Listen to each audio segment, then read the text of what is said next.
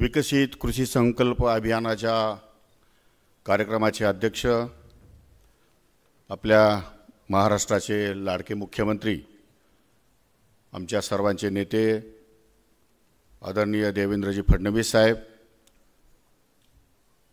राज्याचे देशाचे केंद्रीय कृषी व ग्रामविकास मंत्री आणि मध्य प्रदेशचे जवळपास 20 वर्ष मुख्यमंत्री म्हणून ज्यांनी कारभार पाहिलेला आहे, अतिशय कुशल असं व्यक्तिमत्व ज्यांना आपण या ठिकाणी नेहमी बघतो, ते सन्माननीय श्री शिवराजजी चव्हाण साहेब, या कृषी खात्याचे राज्यमंत्री माझे मित्र सन्माननीय आशिषजी जयस्वाल, या विभागाचे खासदार सन्माननीय श्यामकुमार बर्वेजी, आमदार सन्माननीय श्री चरणसिंग ठाकूर, आमदार श्री आशीष देशमुख, माननीय डॉक्टर ML जाट साहेब, DG CAR ICAR संस्थेचे DGO DDG, सचिव सन्माननीय रस्तोगी साहेब, कृषी आयुक्त मांढरे साहेब, डॉक्टर शरद गडा कुलगुरू राहुरी विद्यापीठ आणि डॉक्टर नितीन पाटील कुलगुरू, व्यासपीठावरील सर्व सन्माननीय मान्यवर, नागपूर विभागाच्या वेगवेगळ्या भागातून आलेले सर्व आमचे शेतकरी बांधव, महिला भगिनी आणि माझ्या सहकारी मित्रांनो, सर्वात प्रथम मी केंद्रीय कृषी मंत्री माननीय शिवराज सिंग चौहान साहेब यांचं मनापासून स्वागत करतो। जेव्हापासून ते कृषी मंत्री झाले तेव्हापासून देशभर त्यांचे दौरे सुरू आहेत। महाराष्ट्रामध्ये माझ्यापेक्षा जास्त दौरे त्यांचे सुरू आहेत। सरकार स्थापन झाल्यानंतर या महाराष्ट्राचे मुख्यमंत्री माननीय देवेंद्रजी फडणवीस म्हटले होते की आता महाराष्ट्र थांबणार नाही। कदाचित आपल्याकडे पाऊलच म्हटले असावे असं माझं समज आहे। आपली भागदौड आम्ही जोरात निघालो, पण आपण आम्हाला पळवायला सांगितलं आणि पळवण्याच्या भूमिकेमध्ये महाराष्ट्रामध्ये पहिल्यांदाच केंद्र सरकारची ICARची तंत्रज्ञानाची टीम आज जिल्ह्यातल्या गावागावामध्ये या ठिकाणी जाणार आहेत आणि आमच्या शेतकरी बांधवांना मार्गदर्शन करणार आहेत। नवीन संशोधन, पीक घेण्याची पद्धत, वाढीव उत्पादन खर्चामध्ये कमी, अशा अनेक गोष्टींचं मार्गदर्शन हे या ठिकाणी महाराष्ट्रातल्या 34 जिल्ह्यामध्ये या ठिकाणी करणार आहेत। मला मनापासूनचा आनंद आहे की अशा प्रकारचं कार्य केंद्राने सुरू केल्यामुळे राज्य त्या ठिकाणी कधीही मागे राहणार नाही। आपण तसेही पुढे आहोत, आपण तसेही प्रगतिशील आहोत, प्रयत्नशील आहोत, पण याला जोड जर केंद्राची मिळाली तर मला खात्री आणि विश्वास आहे महाराष्ट्र कदापिही थांबणार नाही। माननीय मुख्यमंत्री महोदयाचं स्वप्न आपल्या सर्वांच्या साक्षीने, आपल्या सर्वांच्या उपस्थितीमध्ये या ठिकाणी राहणार नाही। प्रश्न अनेक आहेत। शेती हा विषय खूप मोठा आहे, त्यातले प्रश्न अनेक आहेत। इतर जगातल्या कुठल्याही देशामध्ये जर आपण गेलो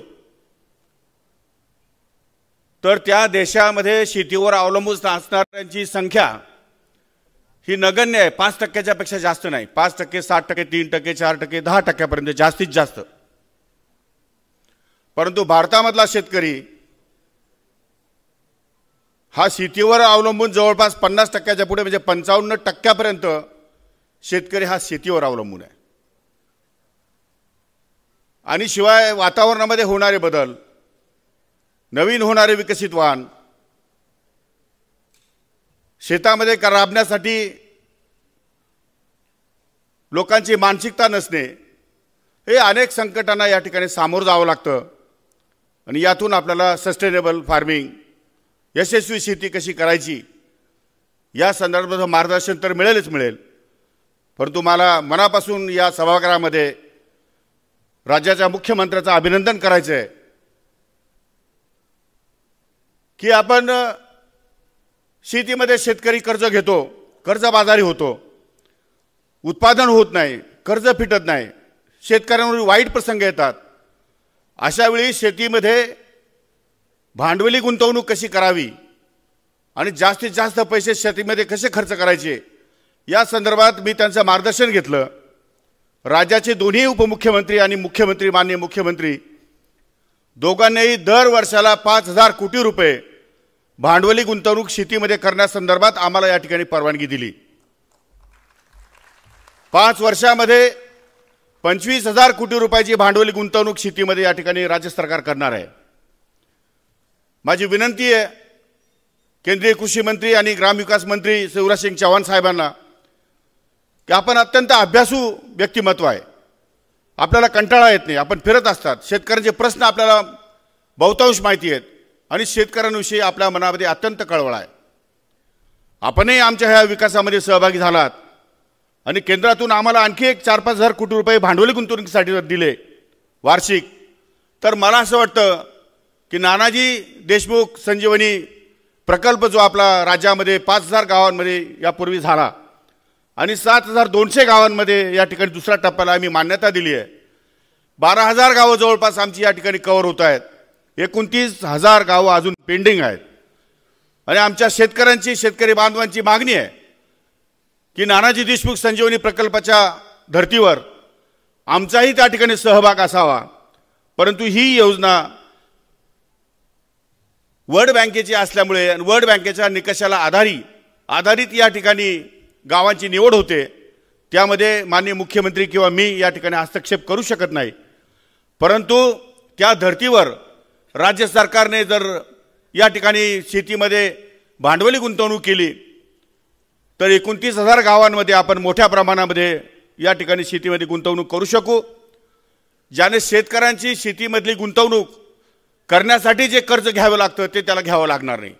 80% आसपास जर आपण अनुदान स्वरूपामध्ये त्यांना पैसे दिले, त्यांच्याकडे डायरेक्ट पैसे न देता मल्चिंग पेपर आहे, ड्रिप इरिगेशन आहे, क्रॉप कव्हर आहे, कोल्ड चेन आहे, गोडाऊन्स आहेत किंवा अशा वेगवेगळ्या ज्या काही योजना शेतकऱ्यांच्या आहेत ज्याच्यासाठी शेतकऱ्यांना कर्ज घ्यावं लागतं, त्या योजना जर राज्य आणि केंद्र सरकारने शेतकऱ्यांना उपलब्ध करून दिल्या तर त्यातून शेतकऱ्यांमध्ये एक प्रकारची स्पर्धा निर्माण होईल, एक प्रकारचं चांगलं उत्पादन निर्माण करण्यासाठी शेतकरी पुढे येतील. आणि जो कर्जाच्या भीतीमुळे, बँकेच्या अडचणीमुळे या ठिकाणी शेतकरी हवालदिल झालेला दिसतो, तो सुद्धा निश्चितपणे या ठिकाणी हवालदिल होणार नाही याची मला खात्री आहे. आणि म्हणून या संदर्भामध्ये केंद्र सरकारकडे माझी विनंती आहे की राज्याच्या धर्तीवर आपणही या ठिकाणी मदत करावी. दुसरी अत्यंत महत्त्वाची गोष्ट अशी आहे, शिवराज सिंग चौहान साहेब, आपण मला वाटतं मराठी चांगलं जानतात, लेकिन हमारे यहाँ की एक सिचुएशन इतनी बेकार है कि खेती में काम करने के लिए लोग नहीं है और उसी की वजह से यांत्रिकीकरण होना जरूरी है. या तो फिर यांत्रिकीकरण नहीं हुए तो कम से कम रोजगार हमी योजना के अंतर्गत हम 50%, 30% जो भी है तो वो उनको थोड़ा मुनाफा अगर उनमें से MREGS के अंदर करते हैं तो वो केंद्र सरकार का एक्ट है, आपके अंदर ही एक्ट है वो. तो रोजगार हमी के अंदर सारे लोगों की मांग है कि रोजगार हमी के अंदर उनको 30%, 50% या तो कुछ उनको डीबीटी की तरफ से उनके अकाउंट में पैसा जाए, उनको उत्पादन खर्च कमी हो जाए, उससे वो सस्टेनेबल ये जगह पे हो जाए तो ज़्यादा फार्मिंग हमारा किसान ज़्यादा आगे जा सकता है. तीसरी बात, लिंकिंग ऑफ जो हो रही है आजकल, जो बी बियाना का लिंकिंग होता है, जो औषधों का लिंकिंग होता है, जो पेस्टिसाइड्स का, फर्टिलाइजर का लिंकिंग होता है, वो लिंकिंग रोकने के लिए थोड़ा कानून और स्ट्रिक्ट किया जाए. आपकी तरफ से मुझे लेटर प्राप्त हुआ है, आपने कार्रवाई करने के लिए बोला है, हमने कार्रवाई करने के लिए सबको बता दिया है कि चाहे कोई भी कंपनी हो लिंकिंग नहीं करेगी. फार्मर्स को अनावश्यक, किसानों को अनावश्यक कोई भी या ये जगह पे ऊपर फर्टिलाइजर लेना नहीं पड़े, उसके बाद में कुछ दवाई लेना नहीं पड़े, उसके बाद में कुछ बी बयान ले रहा है आजकल, उसमें भी उसकी फसगत हो रही है, उसमें भी उसको फंसाया जा रहा है. तो उसमें ज़रा थोड़ा सा उसमें कंट्रोल निश्चित स्वरूप से आ सकता है। तीसरी बात, BT2 बीच के हम अब तक प्रयास कर रहे हैं, लेकिन यहाँ गुजरात से बहुत सारा BT3 का या ठिकाणी बीज हमारे फार्मर लाते हैं, किसान लाते हैं, वो उगाते भी है, उन्होंने थोड़ा उनमें से बेनिफिट भी मिलता है, लेकिन वो permission, authorize permission central government से हमको यह अब तक मिली नहीं है। GESA जो आपकी संस्था है, मेरे ख्याल से वो पर्यावरण के अंडर है, उन संस्था ने कम से कम डेमो के लिए हमको अलाउड करेंगे तो उसमें से उत्पादन बढ़ता है नहीं बढ़ता है, उसमें से वो हम लोग तणनाशक जो यूज़ करते हैं उससे वो फार्मिंग को ज़्यादा नुकसान होता है नहीं होता है, या फिर उसके लिए हम नया कुछ ना कुछ संशोधन करेंगे और उसमें कंट्रोल करने की कोशिश करेंगे।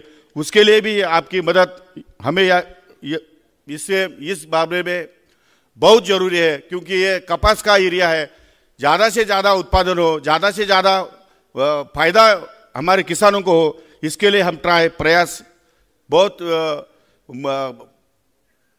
अग्रेसिवली कर रहे हैं, लेकिन फिर भी हम थोड़ा सा उसमें अनसक्सेस रहे। 5 या 7 क्विंटल एकड़ में और कम से कम हेक्टर में ज़्यादा से ज़्यादा 14-15 क्विंटल कपास हम लोग पा रहे हैं, और वो कपास की वजह से ऐसा हो रहा है कि उनको सस्टेनेबल फार्मिंग जो है उनकी नहीं हो रही है, क्योंकि हम 15 अगर क्विंटल कपास निकालते हैं तो 7,000 रुपये उसका रेट आता है, तो 1 लाख रुपए, एक या 1.25 लाख रुपए तक ज़्यादा से ज़्यादा आमदनी फार्मर की, किसानों की होती है, और वो सस्टेनेबल नहीं है, वो प्रवृत्ति नहीं है कि उनको कपास से उसको लेबर जो है, लेबर ही मिलता नहीं आजकल। तो उसमें भी एक हमने नया यंत्र विकसित किया है, ट्रैक्टर विकसित किया है जो कपास निकाल सके, तो उसका R&D चल रहा है, लेकिन वो 12 आदमियों का काम वो एक ट्रैक्टर करता है, छोटा ट्रैक्टर आता है, बैटरी पे चलता है वो, तो 12 आदमियों का काम करता है, और एक दिन में 12 आदमियों के इतना काम वो ट्रैक्टर करता है। एक ट्रैक्टर उसमें हमारी राज्य सरकार उसको अनुदान देने की कोशिश कर रही है, लेकिन उसका R&D चल रहा है। R&D चलने के बाद में हम आपको उसको प्रेजेंट करेंगे, हम आपको बताएंगे, CM साहब को भी बताएंगे, और वो भी उसमें हम ज़्यादा से ज़्यादा अनुदान देके फार्मर को थोड़ा और रिलीफ देने की कोशिश करेंगे। ये सब बातें करते हुए, सब काम करते हुए थोड़ा बदल तो हो जाएगा, और बदल करना आपकी इच्छा है, आपको आगे जाना है, आपको फार्मर को विकसित करना है, हमें भी वही करना है। तो मैं समझता हूँ हम साथ में अगर दोनों मिल जाए तो इसमें बहुत सारा चेंज हो जाएगा, बहुत सारी क्रांति हो जाएगी, बहुत सारा भविष्य किसानों का बदल सकता है। आप थोड़ा हमें साथ दीजिए, हम तो पूरी तरह से, हमारी टीम, हमारा पूरा डिपार्टमेंट आपके साथ में है, और आपका डिपार्टमेंट सेंटर का अगर हमारे साथ में रहे तो मुझे लगता है हम लोग बहुत आगे चलेंगे, और 100% महाराष्ट्र जो कि आज की घड़ी में देश में नंबर 1 है, 1 के बजाय और आगे कैसा जाएगा। 15,000 करोड़ हम लोग जो कुछ परकीय चलन है वो 15,000 करोड़ का महाराष्ट्र की वजह से मिलता है। हम चाहते कि 50,000 करोड़ तक उसको मतलब आगे ले जाए, ज़्यादा से ज़्यादा निर्यात हमारी पूरे वर्ल्ड के अंदर हो जाए, और हमारा फार्मर सस्टेनेबल हो जाए। इसी के लिए हमारी कोशिश जारी है। आप भी वही कोशिश कर रहे हो जो हमें चाहिए, और 100% मैं आपको आश्वस्त करता हूं कि हमसे कोई कमी नहीं रहेगी, हम कहीं पीछे नहीं रहेंगे। हम आपके साथ में कंधे से कंधा मिलाकर चलेंगे, और देश को प्रगति के इस अवसर पर जो प्राइम मिनिस्टर नरेंद्र जी मोदी साहब ने जो सपना देखा है, ये देश के किसानों को आगे ले जाने का, वो सपना जरूर हम पूरा करेंगे। मैं इसी अपेक्षा के साथ, उसी उम्मीद के साथ मैं आपको मतलब आप सबसे विदा लेता हूं कि आप भविष्य में हमारा साथ देके महाराष्ट्र में ज़्यादा से ज़्यादा इन्वेस्टमेंट करेंगे, और ज़्यादा से ज़्यादा काम अच्छा ये महाराष्ट्र में होगा, यह अपेक्षा करते हुए मैं अपने शब्दों को विराम देता हूं। धन्यवाद। जय हिंद, जय महाराष्ट्र। बहुत बहुत धन्यवाद माननीय मंत्री महोदय। और इसके बाद आज यहाँ माननीय केंद्रीय कृषि एवं किसान कल्याण मंत्री जी के कर कमलों से 2 विशेष तकनीकों का उद्घाटन होने जा रहा है, जो हमारे किसान भाइयों के लिए बहुत लाभप्रद होंगी। तो उसमें सबसे पहले राष्ट्रीय मृदा स्पेक्ट्रल लाइब्रेरी का उद्घाटन होने जा रहा है,